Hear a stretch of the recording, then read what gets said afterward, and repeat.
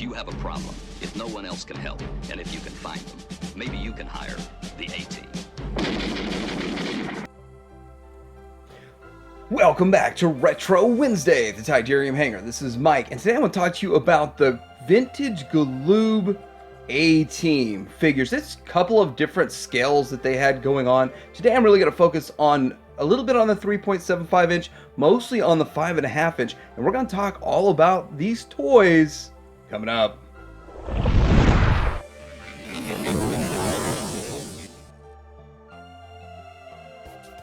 First off, I'm going to start out by talking about B.A. Barakas here. But before we get into him, we're really talking about the size and the scale. So I'm going to compare them to a Star Wars Black Series and a He-Man figure. And a lot of people say that this toy line, the 6-inch ones, are more of a 5.5 inch. But no, they're a full 6-inch scale. So they are 6-inch figures. And that's a comparison to some vintage stuff there. So getting into this figure right here, this is quintessentially Mr. T. Mr. T was B.A. Barakas, and it says it all over the card back and all that kind of stuff. But his fame, I think that really that was one of the bigger parts of the show back in the day, was Mr. T. And this figure looks cool. They actually did a lot of things with this figure a little different. They shared a lot of components of the lower legs on 3 of the other figures, but they didn't on him.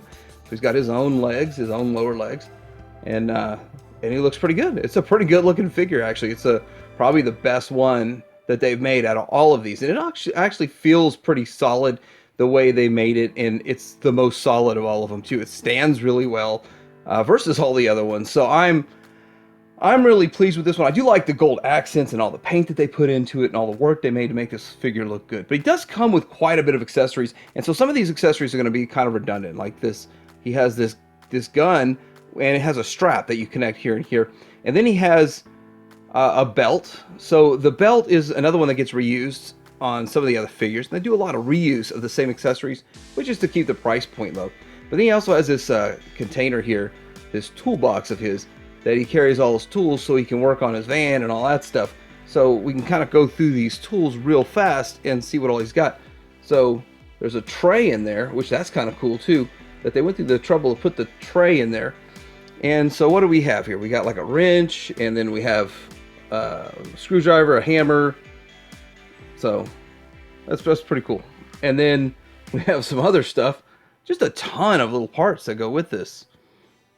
So what we got here, we got a saw, a drill, another kind of hammer and stuff. So just tons of little tools and pieces that make this up. That's a lot. So next up, we've got his 3.75 inch character here. Now this is a smaller one. They come with accessories such as the backpacks, and they have guns that go with them and stuff. Now here's the thing, they did reuse a lot of that also, and these are really kind of like straight arm cheap versions of G.I. Joe. And it's just, yes, they have the rubber bands in them, and they're constructed similar to G.I. Joe, but these are just not the greatest figures. They don't look all that wonderful, and they just don't feel as good as a G.I. Joe figure. They're like really cheap versions of Joe. But I'm going to include them anyway, and I'm not really going to show off all the accessories because I don't think I have them all, and I never really went after them. But it's just kind of fun to have the 3.75 inch. So next up, we're going to take a look at Hannibal here, and he is a pretty good looking figure. I think he looks okay. I mean, the likenesses probably don't match 100%, but it's still, for the time and the day and the era, it looks pretty good. Now he does have a color variation. It's a European recolor to a blue, and this is the standard edition right here. Now this starts to show you they have the lower body, which is kind of shared more or less throughout the rest of the line, or the other 3 male figures in the main good guy line, but they do reuse quite a bit of parts. You do get the articulation with the knees, which nowadays is not a good thing, because if you're tracking down old vintage ones, there's a lot of problems with these knees and the way they did them. You see broken ones, or they don't want to stand, they're just too loose. It comes with the same kind of gun here that we got with the BA figure, but this backpack, that's what his backpack looks like, and it's kind of strange because they have this little harness strap, and then you connect the backpack to it and put it on. His belt is different than BA's. BA's got a lot of tools on his tool belt, and this one comes with kind of a thermos over here, and he's got a pistol that's kind of molded in, and a couple of other things in his little utility belt there. Now his gun actually has it's kind of an ammo belt that feeds through it. So and it's a separate piece, and it just kind of rolls through there. So that's kind of cool. These figures do kind of suck because it's really hard to get the handle of the guns into the hands because the hole's so small. So that's kind of a problem you have with all these figures. You do feel like you're just kind of forcing them in there, and the plastic doesn't feel very good quality, so it feels like you're gonna like break off the handle on the gun, but that's just the way it is. And looking at this other recolor version, just I don't know, my recolor version is so much tighter. Maybe that one never got played with, and the one that actually, the main one, got played with the most. Who knows? Quick look at his 3.75-inch figure. That's what he looks like. He looks okay, I guess. I mean, it's close enough match to the character, to the actor, and just kind of a generic Joe, and nothing really that special. And it is, again, this came in a 4-pack. All right, so now getting into the Faceman here. This one is kind of an interesting figure. This one, I think, doesn't match the character really at all, but it's the actor. But it, it's just kind of supposedly a handsome, charming dude, I guess, is what they're trying to go for. So the standard one right here comes with this belt, same one that we saw on Hannibal, and has kind of a communications backpack with them. And yeah, that's kind of a cool looking figure there.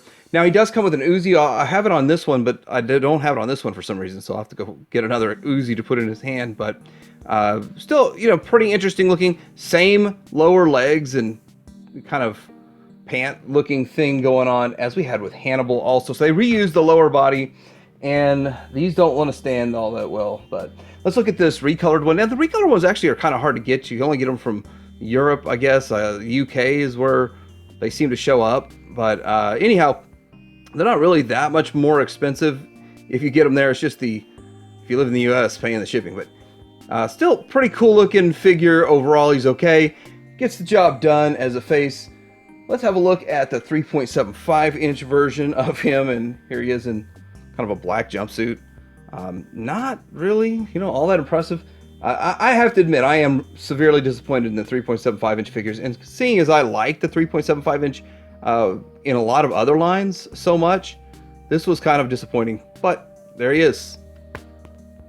So next up on the little list here, we have the Howling Murdoch. And yeah, he's kind of a crazy dude. And again, we're going to see that he's got the same lower legs as we had with Hannibal and with Face. And this one, they painted his shoes a little different. Looks like he's kind of got some Converse going on there, so that's kind of cool. Now, this one does come with some different accessories, and I think they all have a little bit different accessories, but he's got the binoculars there, and that's on a separate strap that you connect, which that's pretty cool. And his backpack just looks like a backpack. Maybe he's like a mountain climber kind of backpack. And he does have the gun. I actually think I'm just missing guns that I don't have with the Face. Face was probably supposed to have the same gun. I think that was kind of an included gun with everyone. But anyhow, his belt his is different. He's kind of shares the Amy belt, I believe. So we're going to get into looking at that here in just a minute. But overall, it's an interesting figure. I think this is probably the most common one, partially because he is packed in with one of the only vehicles that's out there. There's very few vehicles in the 6-inch line, which we'll cover that in a little bit. Here's his recolored version, kind of reddish brown pants and a yellow jacket. And so he came with all the same stuff, and all the gear is the same color in the recolored version. They just repacked that, and I don't know why. So that's another thing, is like, I've got these recolors, I went after them, but I don't know why they did it. So maybe there's a specific reason why they chose to do it, but I just don't know what that is. So getting into Howling Murdoch in his 3.75-inch, there he is. He's got the hat. He's got that molded in blue hat, which is got a lot of paint rub on it, and orange jumpsuit is what it looks like. But it's like, I guess, orange pants, and he's got his jacket. But another underwhelming 3.75-inch figure. So one more thing about Murdoch is he comes with this sort of grappling hook accessory, and I'm just afraid I am going to lose this thing. It's just so tiny. It's a little, and I don't see that you can really connect a rope to it or anything. So I'm not really sure what this is all about. But anyway, yeah, that's in it. So next up on this, we have the Amy Allen figure, and she is an interesting figure for a couple of reasons. First of all, she obviously has her own legs, sculpt. Actually, I think everything about her is completely her own sculpt. So they put a lot of time, effort, and money into this, and I don't think it was really a good job. The windswept hair kind of thing makes her look like she has a giant neck. But this is the only female in the toy line. They did not make her in the 3.75 inch, so there's no way to really compare and look at that. But one interesting thing about her is she comes with this camera. It's like a VHS camera, but this is the old school where you have put a VHS tape into this and carry it around. And then you have like a second half of your VCR at home, I guess, to play it on. It's really strange, but it's kind of a sign of the times. Really, it is. Her belt is real interesting also, because it's got this canteen on it, and it has this piece over here that is supposed to, I think, hold her cell phone. And it's funny, she's got this giant camera, and she's got kind of a small cell phone. Like, for the time, that's a small cell phone, but I guess it's supposed to go in here. Again, I'm afraid to lose this thing, so I just keep it somewhere else. But I don't think any of the other figures that have this belt come with that cell phone piece. Or maybe I'm wrong, but it's just weird. It's one of these things. Tracking down the accessories and knowing what goes with what is a real challenge with this toy line. So we're getting into the bad guys, and they actually name them the bad guys, and it's just kind of random bad guys to be part of this world here. So looking at this is a pretty cool looking figure. But the bad guys lose knee articulation, which I'm perfectly fine with. They stand a whole lot better. And I think they all come with about the same accessories, kind of mirror accessories from the good guys. So I think they look better without the accessories. In most cases, I have accessories on some, and some I don't, because it seems redundant and unnecessary. Maybe he would look good with a belt. Maybe he needs a belt on. But here's his 3.75 inch figure, and yeah, they don't match. See, the rest of the bad guys, the 3.75 inch figures, look almost exactly like their bigger versions, except for when it comes to this guy. So I don't know why, but there they are. Let's move on to the next bad guy. So this is the next bad guy, Viper, and these names are starting to sound like they're stealing from G.I. Joe, but anyway, this is kind of a redhead dude, and he's got a formed in vest, he's got a knife formed into there. But when you look at the 3.75 inch figure, they have about the same design. His colors are different, but he's got a vest and some pants and shirt, whatever, redhead, different kind of red. But yeah, so all these have a similar style to them as their 6-inch counterpart. And this is another one. It doesn't make sense to put a belt on him, an ammo belt or whatever, when he's already got a belt molded in. So some of these things, when it comes to the bad guy, and they just threw in some obligatory type of accessories, there's no need to put them on them. Next up, we have Python. Python is the dude with the eye patch, the other bad guy. Now, I think all of his accessories kind of mirror BA's, the Mr. T's character, and the toolbox full of tools.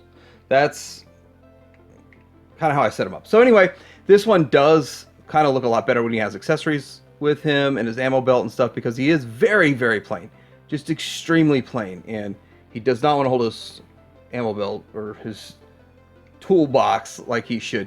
Now this one has 3.75 inch color variations, so you have the white shirt and the blue shirt one. Now I don't know which one is better, but I do want to say that when you're looking at making bad guys, just some random bad guys for the good guys to fight, recoloring the same mold, I think you can get away with it. I think it makes sense to do that. Maybe sell. It was sold in 2 different packs. One pack had 4 in one color, and the second pack had 2 different recolored figures, which this is one of them. I think the blue one's a little harder to get. The next bad guy here is codenamed Cobra, and there's no way this is knocking off G.I. Joe. This guy does not have a helmet, does not have a shiny faceplate. This is in no means a G.I. Joe ripoff of a name, but anyhow. Now this is where you start getting into seeing the size of his torso and the shape and all that. You can't really get everything to work right. You cannot get the harness around him just right. But he does look like a figure that would need to have a backpack. He would definitely, he could look better with his accessories. And this is the other one that had a recolored 3.75-inch figure. So we've got the, I think the more common one is the yellow shirt, and then you got a red shirt variant out there. So there were two different 4-packs floating around. And again, I want to reiterate that these 3.75-inch figures, I'm not really showing off their accessories, but they have accessories like this backpack and this gun. And they did the same thing with the 3.75. They mirrored the accessories. So like BA got a set of accessories, and one of these bad guys got the exact same set of accessories. So it's a good cost-saving measure, and it's kind of easier to track them down nowadays. So getting to look at the vehicles here, they only had 2 vehicles for the 6-inch line and the headquarters, but we'll talk about that in just a second. This is the Gyrocopter, which is probably the only most common vehicle for the 6-inch, and it's got a couple of cool features about it. First of all, you can press this button over here on the side, and it gets it to spin, the blades spin. So that's kind of a cool, fun little action feature, and it was cheap to manufacture, I'm sure. It has a little rear spinning stabilizer rotor, and a couple of other interesting things here. He has headlights right there, and a little control panel right here, and he has 2 handles to kind of connect there. And it's interesting also because you more or less connect one of their harnesses to them and then connect it to this. I don't think this is a good idea, a good design. They should have designed something a little bit better, a little easier to use than that. That whole harness system that they use is just terrible. But one more feature of this, and let me get it hooked up. We have the little missile bomb that goes with it. And it's real simple. There's a lever over here, and you move it, and it drops the bomb. So that's pretty much this whole vehicle in a nutshell. So the other vehicle that they had, it was a 3-wheeled off-road attack cycle. And I think that one was meant to be used with BA. And it's kind of cool. It's interesting. It's a 3-wheeler. It's a sign of the times kind of thing. And it's hard to track down these days. If I see one, I'd pick one up. But the 6-inch vehicles, like, really, there was no van. So we're going to get into vans here in just a second. The other thing that they made was a gigantic 3-foot tall and I guess 3-foot wide command center, and it was a headquarters. And that thing looks pretty cool. It looks big. You just really need to dedicate some space to it. It's giant, it looks like, and it's hard to come by, like real hard to come by. I've actually never seen one on eBay myself, so that's how hard they are to come by these days. If you see one, you might want to grab it. So next up in the vehicles, the 3.75-inch scale had the most vehicles, so we're going to go through them first. This is their helicopter, and it is all die-cast.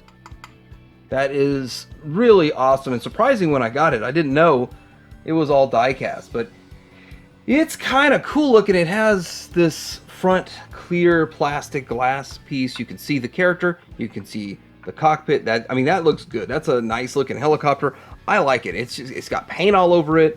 Mine's overall in decent shape. Couple of chips here and there. They do have some stickers to accentuate it, which those are in pretty good shape. You do have the rear stabilizer propeller kind of thing. Giant. This is plastic though. Like, this is plastic, so I gotta be careful with that. And then now the propellers are interesting because you have one straight one, and then you can kind of move the rest of them in a like backwards motion to just store it. So I think this is a really cool feature because these helicopters, these giant blades, better than just breaking them, let's just fold them down, put it into storage. You also have room for 4 characters, 4 figures can fit inside there. Really one of the cooler toys in this toy line. Okay, so I never picked up the Galoob version of the A-Team van. First off, that one's pretty expensive, and a lot of people are after that one, and I think it's too small. It's too small for what I was going for, but it does have a removable top, and it looks kind of cool. I went with the Ertl van. I actually got 2 different Ertl vans, and so this one here is the bigger one, and I think it looks good next to 6-inch figures, 6-inch characters. It almost looks like this would be the correct size for a 6-inch figure, especially as a sort of a minivan in the first place. So that's why I like this one. I went after this one. Plus, it was like a third of the price of trying to get one of the original Galoob ones. But also, I was actually surprised how cheap this van was. It's really lightweight, really cheap. At least the stickers were intact. So it's got like a sunroof where you can put the figures in. There's no doors on this one. And where's the writing in there? And it says Ertl. I'm sure there should be a date. There should be a date right there. 1983.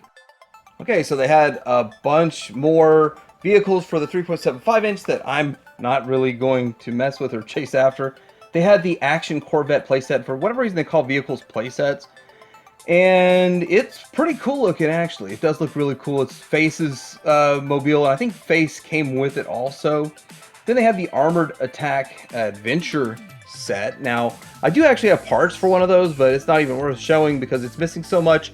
But that thing itself is interesting. It's like a different version of the A-Team van, and it has like a big giant gun on it, and you can set up another portable gun. But the Interceptor Jet Bomber, now that was for Murdoch, and that's his Murdoch jet.